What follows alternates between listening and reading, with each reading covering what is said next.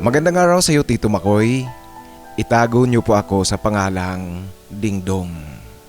Tito Makoy, wala ako sa Pilipinas, ngunit hindi ko na po sasabihin kung nasaang bansa ako ngayon.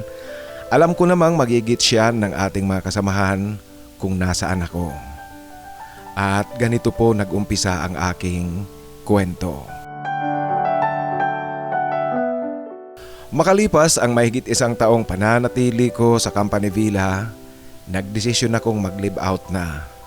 Kasi sayang naman, meron din naman akong housing allowance, gamitin ko na upang hindi ito masayang at mapakinabangan ko rin. Noong una kasi ayokong umalis ng Company Villa dahil unang-una po tinatamad akong maghanap ng bahay. Tapos wala akong sasakyan, problema ko ang pagpasok sa trabaho at pag-uwi sa bahay. Subalit Tito Makoy, nitong mga huling araw na inis talaga ako kasi may mga kasamahan ako sa Company Villa na malilikot ang mga kamay. Marami sa amin ang mga nawawalan ng gamit at pera. Hanggang sa ako na mismo ang naging biktima ng nakawan. Nawalan ako Tito Makoy ng cash at ang mga pagkaing inilalagay ko sa ref madalas nawawala. May kumakain ngunit hindi man lang nagsasabi sa akin. May suspect kami sa aming mga kasamahan, subalit wala kaming matibay na pruweba at hindi pa rin namin nahuhuli na gumagawa talaga ng pagnanakaw. Dahil dito nagdesisyon akong umalis na lang sa Company Villa. Ito ay matapos ring ma-approve ang aking car loan na in-apply sa company namin. Lumipat ako Tito Makoy ng lugar. Maganda ang aking lugar na nalipatan, matahimik, bagamat simpleng residential area lang. Ang kagandahan ng nakuha kong bahay ay yung unit ko ay nasa ground floor mismo. Bagamat kasama siya sa 6 na palapag na gusali ng mga paupahan, ngunit ang unit na aking nakuha, meron itong sariling gate. Kaya noong makita ko ito sa aking paghahanap, hindi ko na talaga pinakawalan. Ang maganda kasi, yung may-ari mismo ng building ang kausap ko, kaya nagkaroon kaagad kami ng pinal na kasunduan na padali ang paglipat ko ng tirahan. Hindi na kami Tito Makoy dumaan pa sa real estate agency. Dito tinatawag yan na akari. Ang may-ari kasi mismo Tito Makoy ayaw niyang idaan pa ito sa akari. Kaya direkta ang aking pakikipag-ayos at yung pagbibigay ko ng bayad, at hanggang ngayon nga ang pagbabayad ko ng aking upa ay direkta sa may-ari. Nagwo-walking ako Tito Makoy Huwebes na gabi. Ito kasi ang madalas na ginagawa kong exercise, lalong-lalo na kung weekend. Minsan gabi at minsan naman maagang-maaga ng Biyernes at Sabado. Meron ding isang lalaking nagwo-walking noong gabing iyon. Chubby siya, hindi naman yung matabang-mataba. Tama lang sasabihin nating chubby. Ngunit natatawa ako Tito Makoy kasi alam niyo po kung ilang bisis ko siyang na-overlap sa 2 ikot niya sa walking loop. Natatawa talaga ako Tito Makoy kasi kung tutuusin medyo may kalayuan din ang isang ikot. Subalit Tito Makoy, yung sinasabi kong 2 ikot ng chubbing lalaki na nagwo-walking, hindi ko nga talaga mabilang kung nakailang overlap ako sa kanya. Mantakin niyo po, hindi ko mabilang kung nakailang ikot ako, ngunit yung chubbing lalaking iyon, nakadalawa lang na ikot sa walking loop. At nakikita ko tila hirap na hirap ito sa paglalakad. Yung pagkakumpleto niya ng pangalawang round sa walking loop, umalis na ito, umiksit na at nakita kong naglalakad na papauwi na siguro yon Tito Makoy. Ako naman nag-isa pang lap bago ako umuwi. Ngunit sa aking pag-uwi noong malapit na ako sa bahay na aking tinitirhan, nakita ko Tito Makoy na doon din pala umuuwi ang chubbing lalaking iyon. Alam niyo po, sa kabila ng nauna siyang masyadong umalis doon sa lugar kung saan kami nag-walking, ngunit nagkasabay pa rin kami pagdating namin sa bahay. Nagkatinginan kaming dalawa pagdating namin sa harap ng gusali kung saan kami nakatira. Ngumiti ako sa kanya at bumati na rin sa kanya Tito Makoy kasi nagkita na kami doon sa lugar kung saan kami nagwo-walking. Ngumiti rin siya sa akin at bumati. Nung oras na iyon, nagkaroon na kami ng bahagyang kwentuhan tungkol sa pagwo-walking. Mabait naman ang lalaki, siya pala si Sulaiman.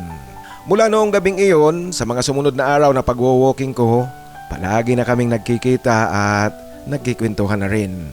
Minsan nga Tito Makoy, sinasabayan ko na lang siya sa kanyang paglalakad kahit na nakakainip kasi ang bagal niya talagang maglakad. Ngunit nalilibang naman ako Tito Makoy kasi nagkikwentuhan kami habang naglalakad. Maging sa pag-uwi, magkasabay kami kung umuuwi kasi nga magkapit-bahay lang talaga kami. Hanggang sa naging komportable kami sa isa't isa at naging magkaibigan. Ang pagiging magkaibigan namin Tito Makoy ay naging dahilan din upang maging komportable siya na makitambay sa aking bahay na inuuwian. Lalong-lalo na Tito Makoy kung nasa bahay ako at si Sulaiman wala ring magawa sa kanila, tinatamad rin siyang lumabas. Kami nga palang dalawa Tito Makoy ni Sulaiman, magkaedad lang. Kaya hindi nakapagtataka na maging magkaibigan kami kasi nasasakyan namin ang bawat isa. Alam niyo na po pag magkaedad kayo talagang nagkakaintindihan kayo at maging ang trip nyo kahit na magkaibang lahi kami. Ngunit magkapareho ang trip namin. Kaya ganap kaming naging magkaibigan. Isang araw Tito Makoy, pagkatapos naming mag-walking sa aming pag-uwi, niyaya ko siyang magkape sa loob ng aking inuupahang flat. Pumasok siya at natuwa ako kasi nagustuhan niya ang lasa ng kapeng galing sa atin, yung Nescafe na galing sa Pilipinas na binili ko sa Pinoy Supermarket. Sa aming pagkakaibigan Tito Makoy at sa kanyang madalas na pakikitambay sa bahay, dumating kami sa punto na hinahayaan ko siyang maglaro sa aking desktop. Kung ano ang online games na kanyang gustong laruin.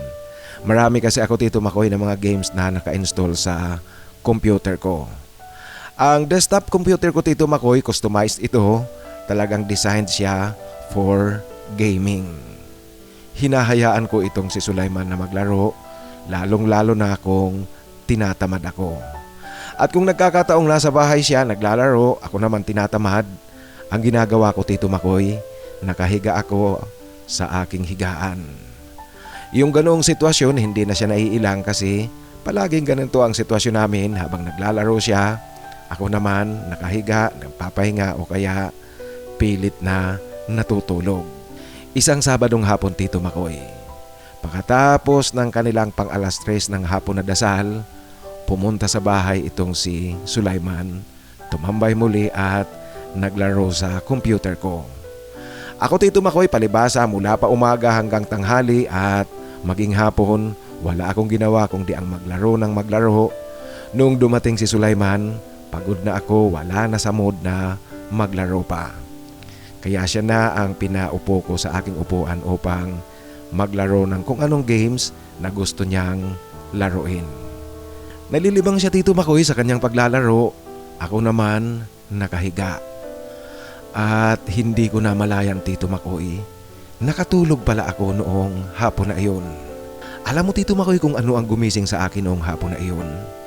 Ang gumising sa akin ay yung mga payakap-yakap sa akin ni Sulaiman. Marahil Tito Makoy napagod ito sa paglalaro, gustong mamahinga at humiga rin pala sa aking tulugan. Tumabi ito sa akin. Marahil Tito Makoy sa kanyang paghiga at pagtabi sa akin sa tulugan, inaabot itong si Sulaiman ng kung anong kapilyuhan o kaya kung ano ang kanyang pakiramdam na kakaiba. Kaya payakap-yakap siya sa akin. Gulat na gulat ako Tito Makoy sa aking pagdilat ng aking mga mata nang makita ko siyang nakayakap sa akin. Ito namang si Sulaiman nang dumilat ang aking mga mata, nakangiti sa akin. Hindi siya naalarma na baka magalit ako o kaya pumalag. Hindi niya tinigilan Tito Makoy ang payakap-yakap at mayroon ng mga kasamang pahaplos-haplos sa katawan ko. Ako naman Tito Makoy, ewan ko ba kung bakit hindi ko siya sinasaway sa kanyang ginagawa. Di ko rin talaga alam ang sarili ko na blanko ang utak ko noong oras na iyon. Hanggang sa umigting si Sulaiman sa kanyang ginagawa sa akin. Nahalata ko Tito Makoy na hindi lang simpleng payakap-yakap kundi nanunuyo na ito sa akin. Nag-iinit itong si Sulaiman. At sa kanyang pag-iinit Tito Makoy, hindi na siya nag-aalangang iparamdam sa akin na maging ang kanyang inaalagaan gumagalaw na rin. Nararamdaman ko ito Tito Makoy sa kanyang malambot na suot na jogging pants. At saka nung tingnan ko ang kanyang mukha, nakikita ko Tito Makoy na namumungay ang mga mata ni Sulaiman. Sa pamumungay ng kanyang mga mata, naging gwapong-gwapo tuloy ang mukha ni Sulaiman sa paningin ko. Sa bagay Tito Makoy, itong si Sulaiman talaga kung mukha ang pag-uusapan, gwapo naman talaga siya. Alam mo na Tito Makoy ang itsura ng mga Middle Eastern. Ang ekspresyon ng kanyang mukha Tito Makoy, tila nagsusumamo sa akin, tila sinasabing ituloy na namin ang pribadong sandali. Ako Tito Makoy, tao lang ako, nakakaramdam, nagiinit at nadadarang. Kaya nadarang na rin ako at naanod ni Sulaiman. Tuloy na uwi kami sa isang mainit na tagpo. Isang mainit na pribadong bagay ang nagawa naming dalawa noong hapon na iyon.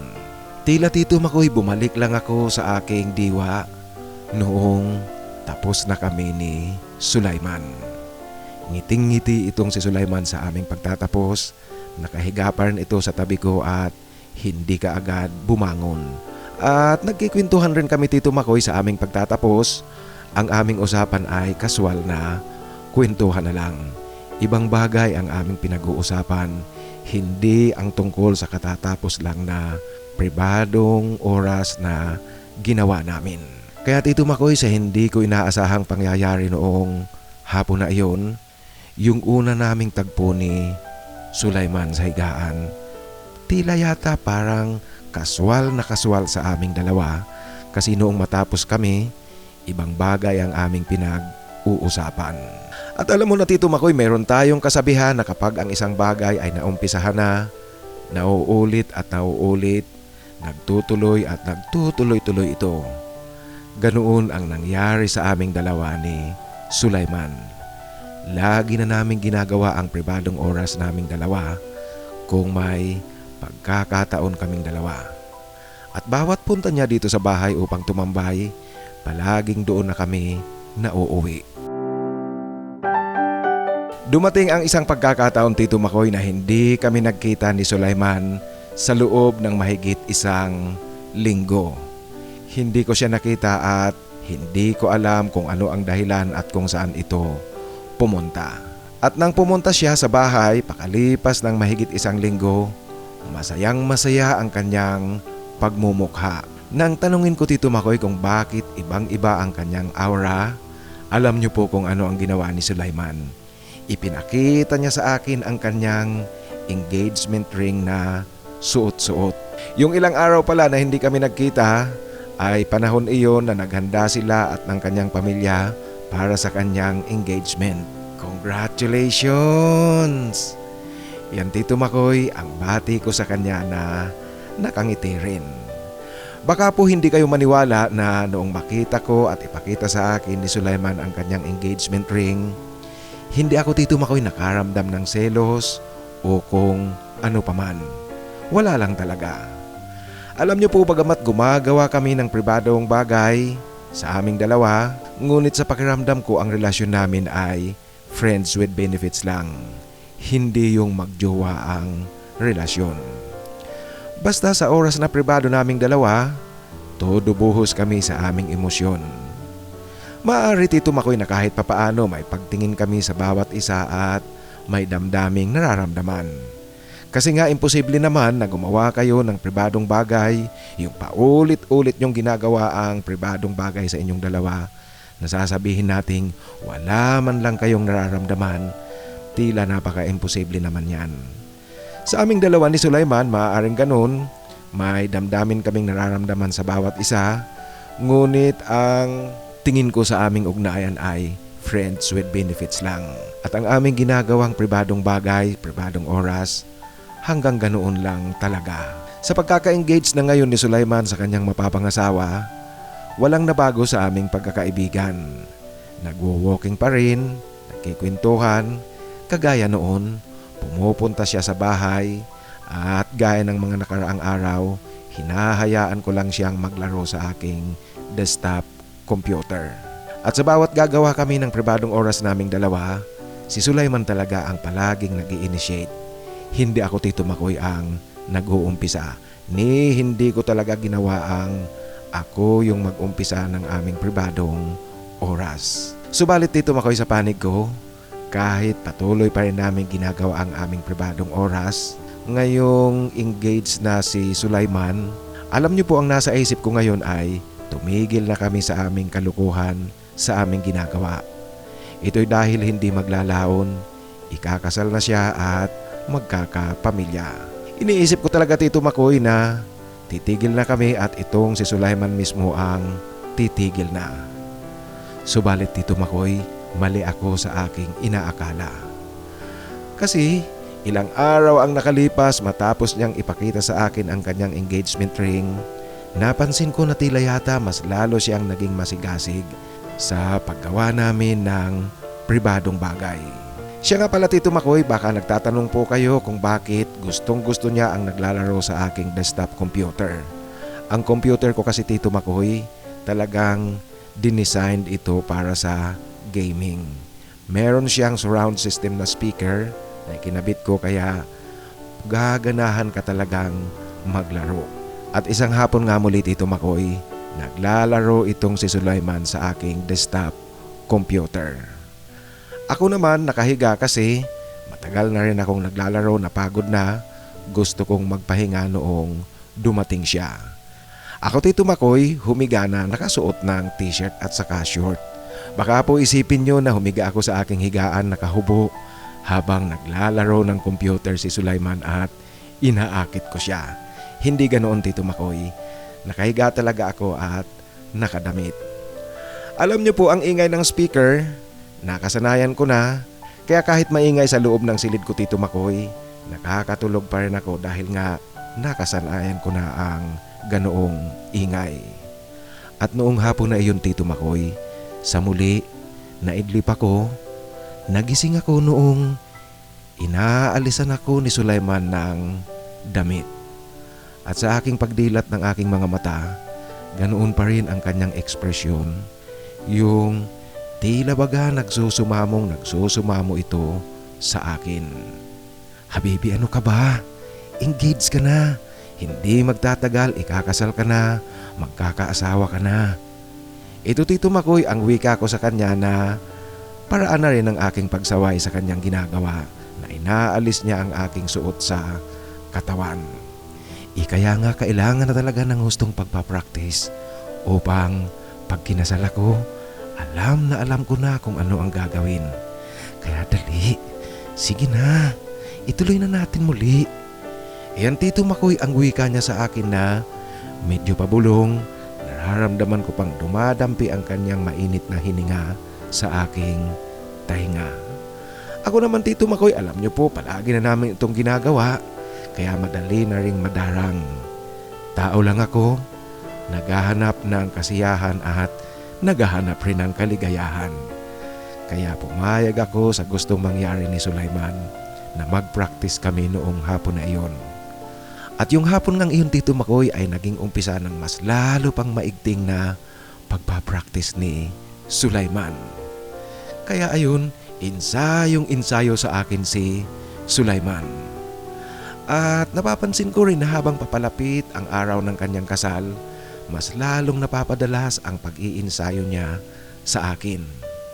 Alam niyo po dati-rati, kadalasan weekend lang siyang tumatambay dito sa bahay. Ngayon, ilang beses na sa isang linggo kong pumunta sa bahay ko. Ito'y upang mag-practice.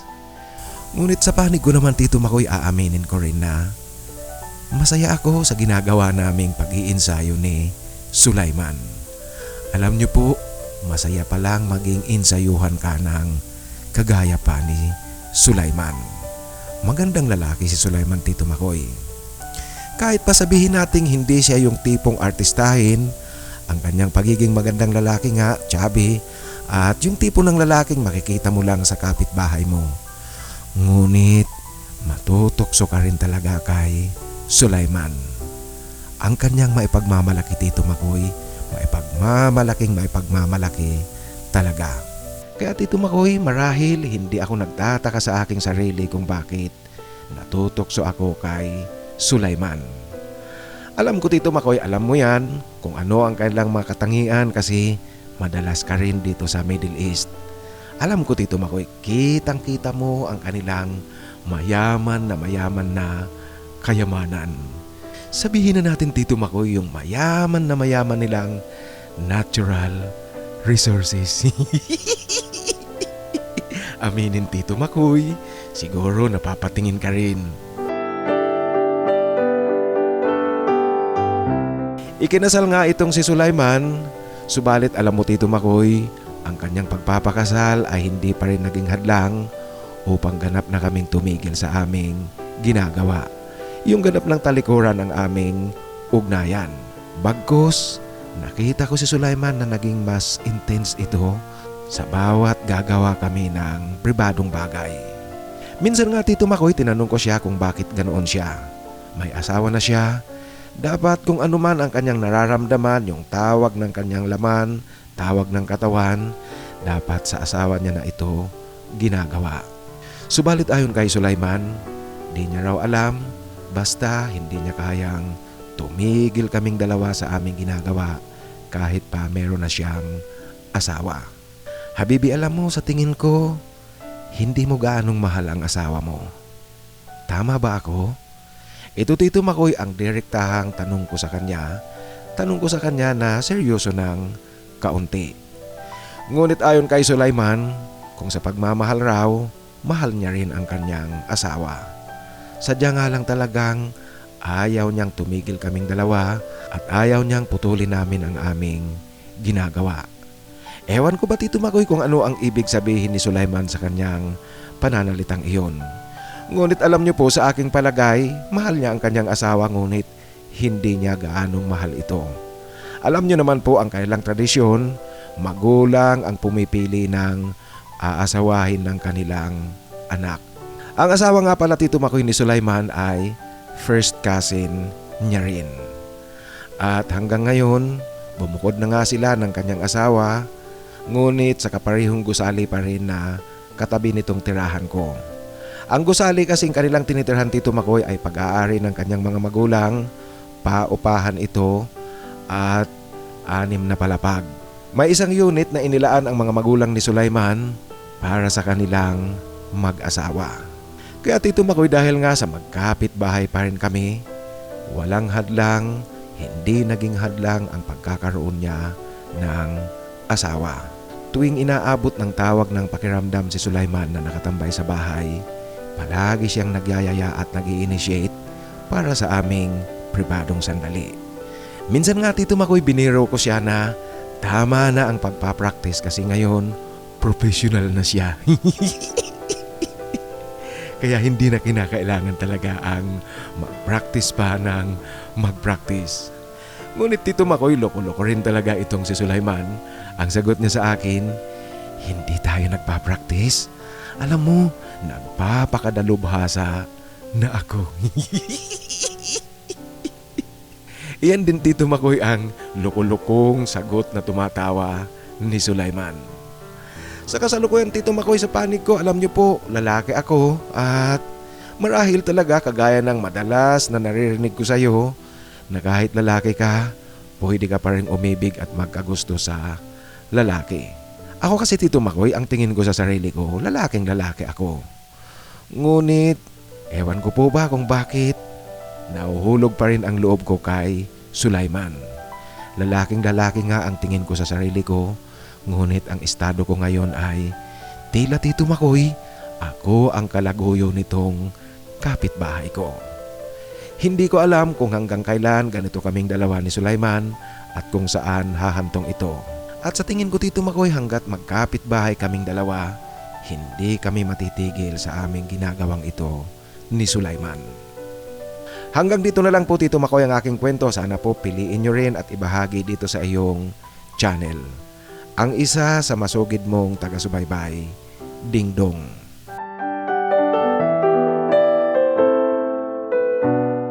Maraming salamat Ding Dong sa pagbabahagi mo ng iyong kwento. Alam mo, naniniwala ako dito sa sinabi mo sa kwento mo na ang asawa ng iyong kaibigang si Sulaiman ay first cousin niya rin. Kasi alam niyo mga kaibigan, sa kultura nila sa Islam, pwedeng maging mag-asawa ang magpinsan. Ngunit ang pagkakaalam ko dyan, meron silang process na ginagawa, minamatch ang kanilang blood type upang magkaroon ng anak at walang lumabas na abnormalities sa kanilang magiging anak. Ganun ang pagkakaalam ko. Kaya kahit na magpinsan yan, first cousin yan, hindi pwedeng magkwentuhan kung hindi sila mag-asawa. At tungkol nga pala sa relasyon yung dalawa ng kapitbahay mong si Sulaiman, wala akong magagawa at wala akong masasabi kung di ang ingat pa rin kasi malay natin, mabuking kayong dalawa, malaking gulo yan.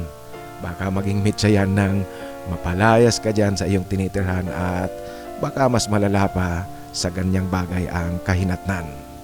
Sa muli maraming salamat sa pagbabahagi mo ng iyong kwento. Ngayon mga kaibigan, sa ating shoutout, dalawang uploads kasi ang isa shoutout natin. Yung isa, ang una ang original na nakadalawa kami ni CQ sa isang gabi. At ang pangalawa ay yung re-upload. Actually yung compiled videos yun ng kwento natin. Yung kwento ni Apan na anak na tinalikuran, ngayon ay sandigan. Unahin natin ang ating mga kapatid na nagpapa-shoutout sa nakadalawa kami ni CQ sa isang gabi.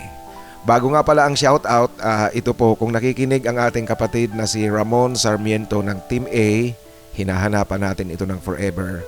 Mon, kung nakikinig ka, bumalik ka doon sa upload nating nakadalawa kami ni CQ sa isang gabi kasi may tanong si Mr. Boy Puhanes. Nagtatanong si Mr. Boy Puhanes kung taga saan ka. Kaya pakibalikan mo doon sa comment section ng kwento nating iyon. Sagutin mo yung tanong ni Mr. Boy Puhanes.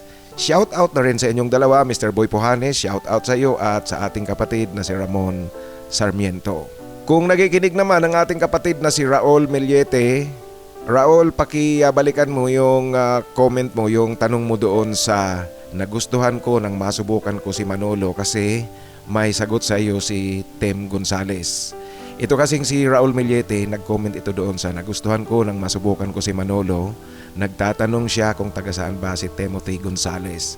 Kasi ayon kay Raul, meron siyang kakilalang Timothy Gonzales din, taga lungsod ng Iriga at nasa US din. Kaya Raul, pakibalikan mo na lang yung comment mo doon sa nagustuhan ko nang masubukan ko si Manolo dahil may sagot doon sa iyo si Timothy Gonzales. Shout out na rin sa inyong dalawa, Tim Gonzales at Raul Millete, at maraming salamat sa tuloy-tuloy na suportang inyong ibinibigay dito sa ating kwentuhan.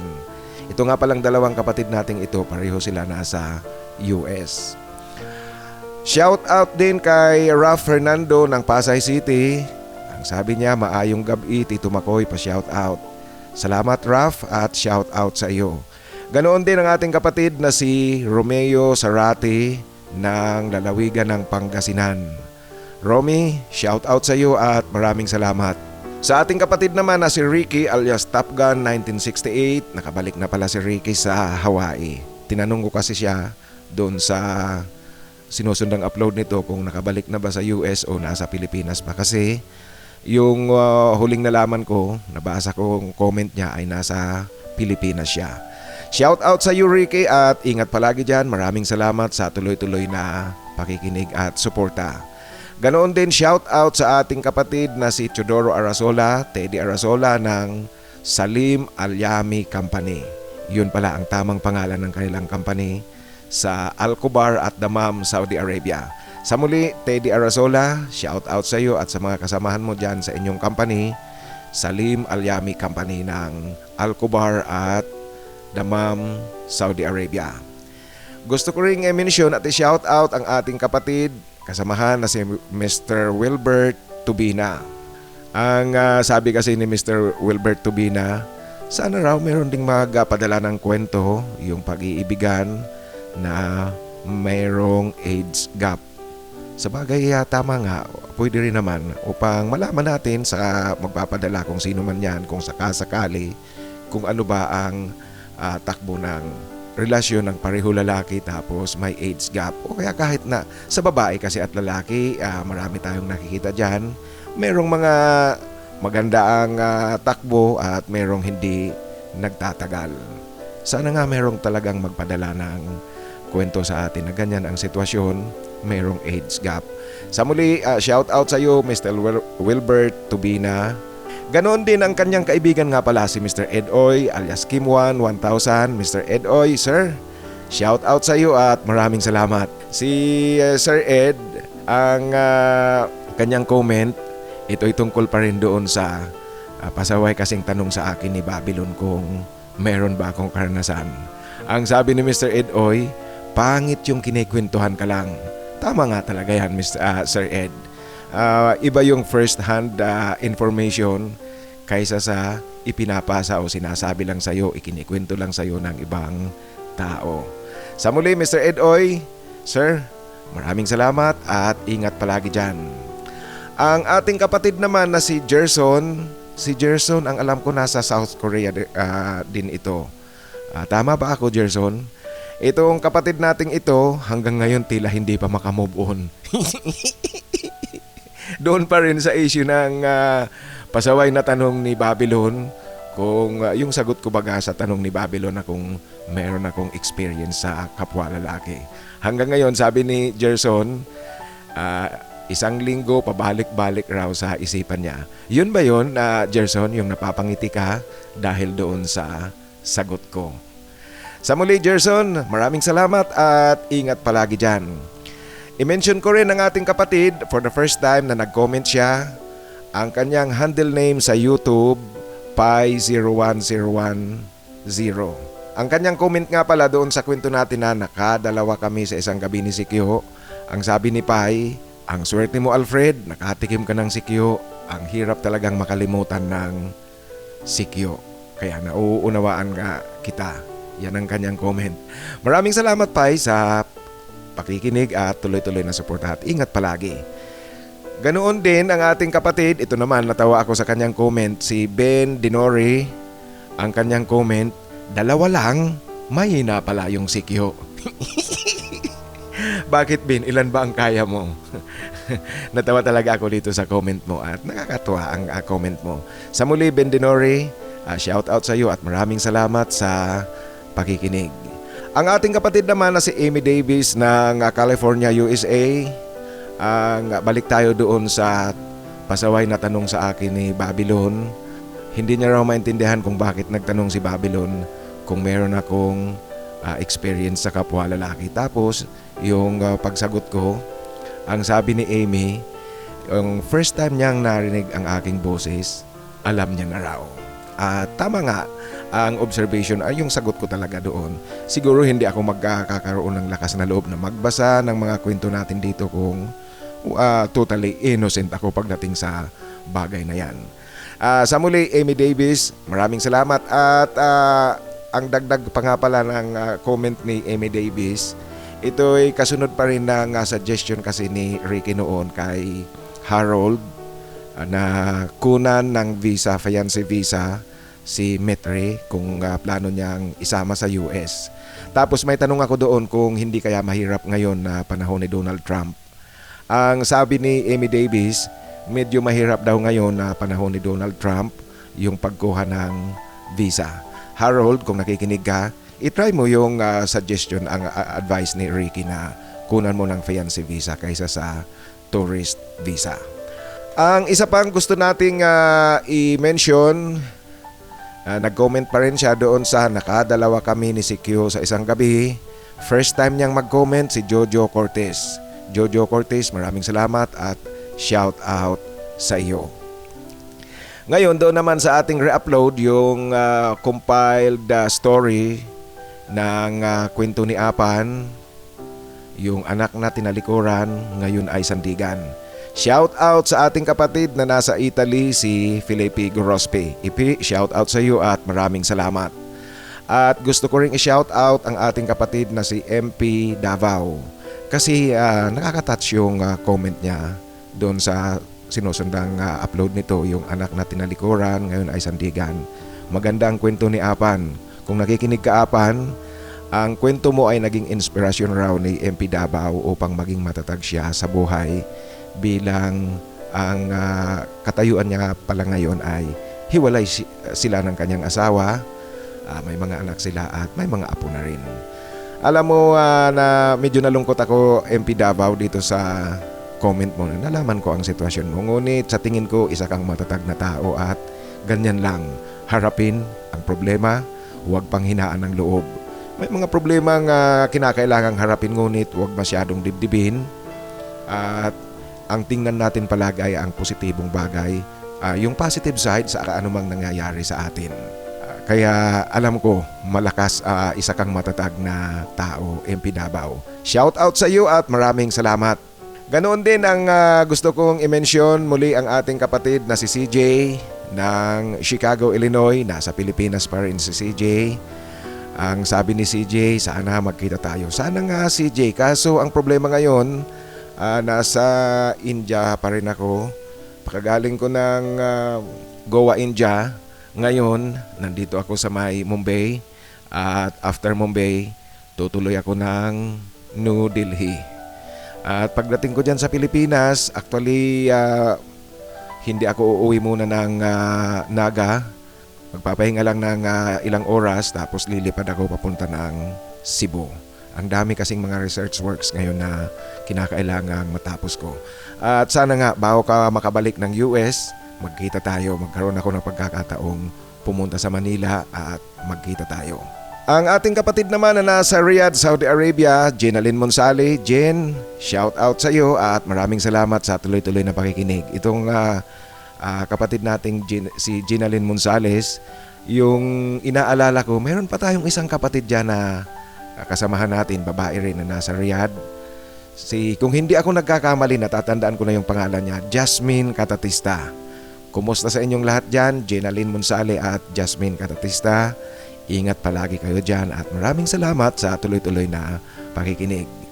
Ang ating kapatid naman na si Ryan Sulihon ng BGC at Antipolo Rizal, nakakatuwa itong comment ni Ryan. Hello guys, naghahanap ako ng jowa. Jowain nyo ako. Meet tayo dito sa BGC, ngunit kung weekend, nasa Antipolo ako. Nakakatuwa itong comment ni Ryan. So sa mga naghahanap ng seryosohang relasyon, si Ryan Sulihon po naghahanap rin ng forever. Ang ating kapatid naman na si Adon Adon Vlogs muli, ang sabi ni Adon Adon Vlogs nga, cowboy ka rin pala, Tito Makoy, down to earth at honest to goodness ang tapang mong sumagot sa sensitibong tanong. Yun nga ang sagot ko dyan, ang reaction ko dyan, kasi hindi naman na bakit ba kailangang mag-deny ako sa totoong kwento. Ngayon, kung tinitingnan ko ang sarili ko, wala namang nawala sa akin, kompleto pa rin ako bilang isang tao. At yun nga, sabi ni Mr. Ed Oy, mas maganda talaga yung meron kang first hand information, yung hindi ka lang napagkikwentuhan. Adon Adon Vlogs, maraming salamat sa tuloy-tuloy na pakikinig at ingat palagi dyan. Ngayon mga kaibigan, sa ating hinahanapan ng forever, ang babanggitin ko ngayon ay ang Team B. Para doon sa ngayon palang nakikinig sa ating kwentuhan, ang mga pangalang babanggitin ko po, naghahanap yan ng forever. Kung naghahanap kayo ng forever, pwede nyo silang kontakin. Naghahanap ng forever si Alfred TV 888, John M7V, John Inglaterra, Alvin Santiago, si Rodney Kerobin, JP Chulipa, si Felmer Borromeo, si Epigo Rospi, Josel Tabuena at ang ating kapatid na si Robert Mirapuente. Kung naghahanap po kayo ng forever, pwede nyo silang kontakin. Ngunit sa mga naghahanap ng forever at sa inyo pong lahat mga kaibigan, naroon pa rin ang aking paalala na dubli ingat sa pakikipag-communicate sa mga taong magko-communicate sa inyo sa paghahanap nyo ng forever. Kinakailangan maging mapanuri tayo kasi hindi natin alam kung maganda ang intensyon, seryoso at maganda ang intensyon ng isang taong makikipag-communicate sa inyo. Madali lang sabihin na kasamahan na kita, kasamahan nyo ako sa Tito Makoy nakikinig din. Sa muli sinasabi ko, yung pagpapakilalang kasamahan natin, hindi yan garantiya na ang isang tao ay may magandang intensyon sa iyo. Kaya dubli ingat pa rin. Alam nyo na po, naglipa na ang mga scammers ngayon. At sa ating mga nais na magpa-shoutout, sa muli po pakisulat sa pinakahuling upload upang siguradong mabasa ko kaagad dyan at ma-shoutout ko kaagad kayo. Sa mga nais namang magbahagi ng kanilang kwento, ipadala lang sa aking email titomarcos@yahoo.com. Sa inyo pong lahat, maraming salamat sa tuloy-tuloy na pakikinig. Sumayin nyo sana ang biyaya galing sa itaas.